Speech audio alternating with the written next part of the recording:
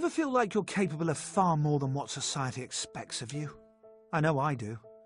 Remember being a teenager and school being less about a passion to learn and more about getting good grades? How many times did you sit in class, bored and desperate to just get away? Every teen's felt that.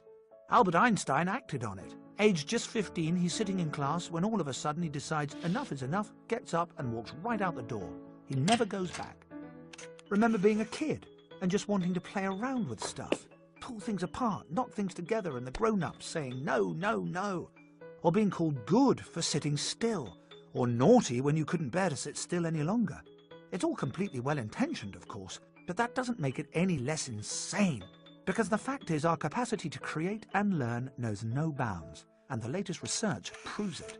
The invention of MRI scans only in the past 25 years has allowed scientists to see which parts of the brain are used by different kinds of thinking. We now know infinitely more than we did about how we learn and what makes up human intelligence. And it's extraordinary. So, want to know what you're really capable of? Let's start at the beginning. A baby's brain is amazing. It doesn't take 9 months to create. It's taken 7 million years and around 350,000 generations. All the skills, knowledge and talents cultivated by our ancestors are stored inside it. These are like numerous software programs which can only be activated by the baby engaging with its environment.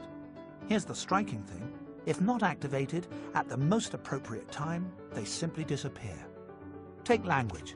If a child doesn't hear language by around the age of 8, they may never learn to speak. So you can see just how important our interactions are.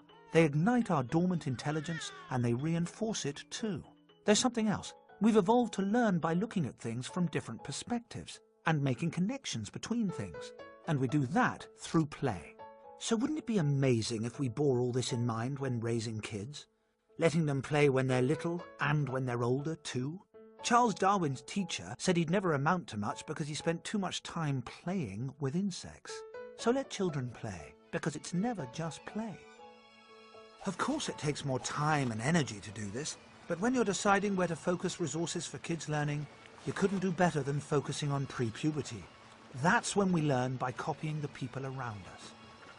After 12 or thereabouts, it's all change. Say goodbye to pliable, easy child, and hello, rebellious, challenging teenager. Ugh, where did that cute baby go? Ah well, let's have another look at that brain. See what's happening? Loads of the connections made through childhood are breaking up and reforming. From around the age of about 12 through to 20, the equivalent of an earthquake takes place in a young person's brain. No more going along with what the grown-ups say. The adolescent brain needs to go its own way. Oh no, say parents. Oh yes, say evolutionary scientists. Because if we hadn't developed this urge to do things differently, we would never have made it this far. Up until about 60 or 70,000 years ago, it was fine for children to grow up like their parents. But then along came the last ice age. Thank goodness for the handful of our ancestors who chose to break away from their doomed parents, freezing to death in the ancestral caves. They built rafts and set off across the ocean, hoping to find a place with a warmer climate. Critically, this made risk-taking the essential feature of adolescence. We shouldn't belittle adolescence. We should be honouring it for what it really is. The defining struggle, the moment when the next generation challenges the status quo and pioneers new ways of thinking and being that ensure our survival. Now just imagine if we actually gave adolescents the freedom to undertake that struggle. Rather than force them to sit passively in class, how about trusting that their earlier clone-like learning now enables adolescents to spread their wings and work things out for themselves? If that sounds terrifying, it needn't be. Because if we allowed their natural curiosity to flourish in childhood, they'll be bursting with the longing to learn and climb unscaled mountains of the mind. And that's not scary, that's exhilarating.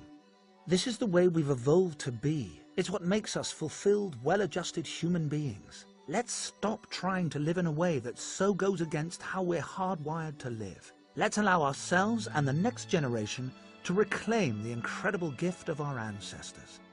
Adolescence is not a problem, it's an opportunity.